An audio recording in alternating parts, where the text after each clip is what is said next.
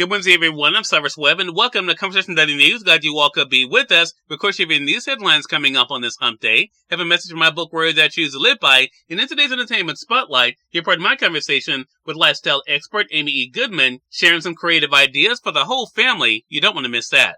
Enjoy today's broadcast. For Conversation Daily News, I'm Cyrus Webb with your Wednesday headlines. In national news, Jeffries signals plans to boot Johnson's frightening House Intel picks, says Axios. House Minority Leader Hakeem Jeffries on Tuesday indicated he may block Representative Scott Perry and Ronnie Jackson from serving on the House Intelligence Committee if he becomes Speaker. Why it matters? Johnson's appointment of the two conservative hardliners has met with bipartisan pushback over concerns about their respective scandals. Jackson, the former personal physician to the president, was accused in 2021 by a watchdog group of drinking and taking sleeping medications on the job and of harassing staff. Perry had his phone seized by the FBI as part of the agency's probe into efforts to overturn the 2020 election. Republican members met with Johnson last week to voice their concerns, though Johnson has not signaled any plans to reverse course. In an interview on MSNBC's Morning Joe, Jeffries said, unfortunately, pursuant to the rules of the House of Representatives, the Speaker has a unilateral authority to make appointments to the Intelligence Committee. Those appointments are frightening in the context of the irresponsible nature of the behavior of those two individuals, particularly Representative Perry, Jeffries said in the interview. In a sign of his plans, should he become Speaker in 2025, Jeffries added, "If the American people give us the opportunity to govern with the gavels in November, we can assure you that a different decision would be made." Spokespersons for Johnson, Perry, and Jackson did not immediately provide comment for this story. In more national news, Biden will announce deportation protection and work permits for spouses of U.S. citizens, as the Associated Press. President Joe Biden announces a sweeping new policy that would lift the threat of deportation for hundreds of thousands of people married to U.S. citizens, an aggressive election year action on immigration that had been sought by many Democrats. Biden announced a new program at a White House event to celebrate the Obama-era Dreamers Directive that offered deportation protections for young undocumented immigrants, according to three people briefed on the White House plans.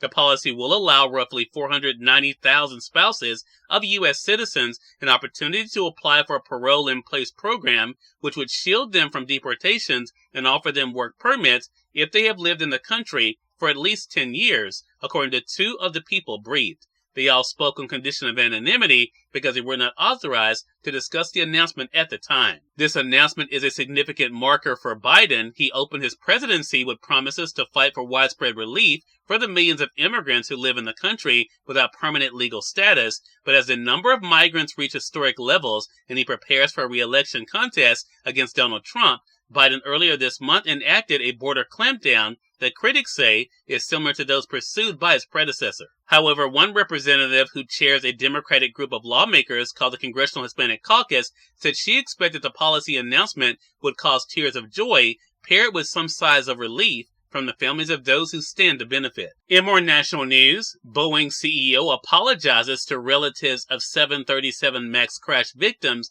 while defending company's safety records, as the Associated Press.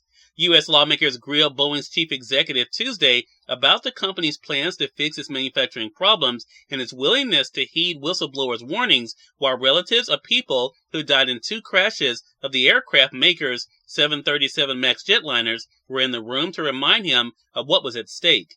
CEO David Calhoun appeared before the Senate Investigations Subcommittee, which is chaired by Senator Richard Blumenthal, a Boeing critic. Blumenthal opened the hearing by recognizing the relatives of the crash victims and the family of a Boeing whistleblower who died earlier this year.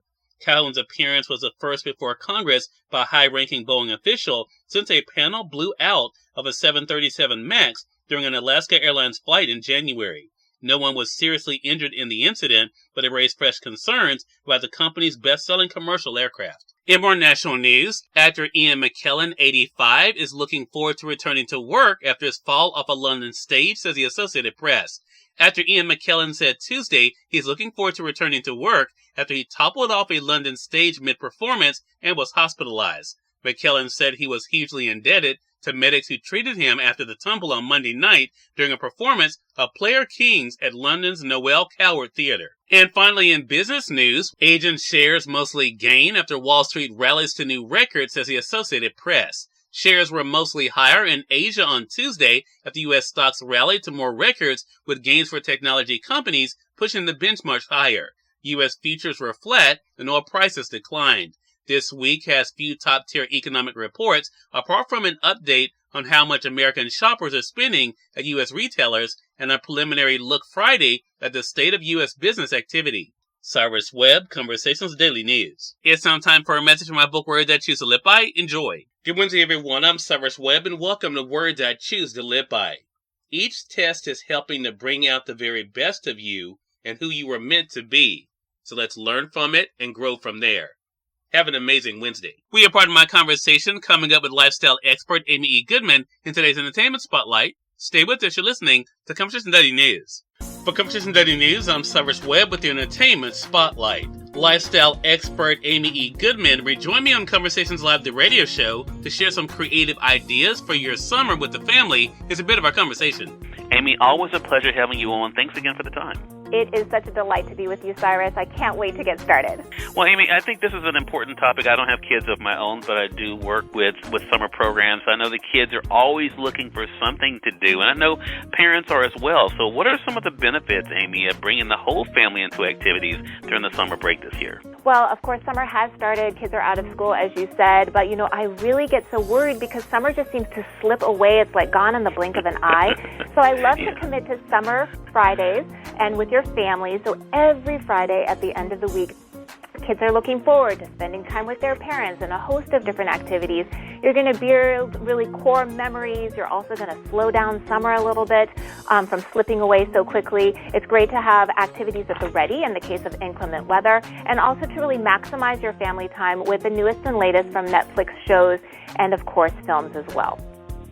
Yeah, I think that's why this conversation is so important. So how can parents, and even those who are working with kids, Amy, how can they pull together elements from their kids' favorite shows and movies to kind of bring in some summer activities they'll enjoy? It's really quite easy. You can build off of their favorite characters or colors or themes, and I have several examples. One is with Thelma the Unicorn. This is an animated movie for all ages, and it features this pony who wants to hit it on the big stage and does so when she transforms into a glittery unicorn. So going with that theme, I've made some unicorn rainbow popcorn. I used candy melts in different colors. You melt it down, you drizzle it on the popcorn, and you do this in batches, right, for all the colors of the rainbow. Kids can help.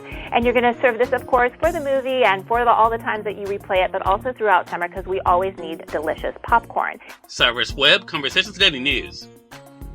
We thank you all for tuning in to this edition of Conversation Daily News. I'll be back on tomorrow for more news, a message from my book, Words I Choose to Live By, and of course, your Entertainment Spotlight. Until then, our host Cyrus Webb saying, as always, enjoy your day, enjoy your life, enjoy your world. Thank you all for choosing Conversation Daily News today. Now let's go make today amazing. Take care.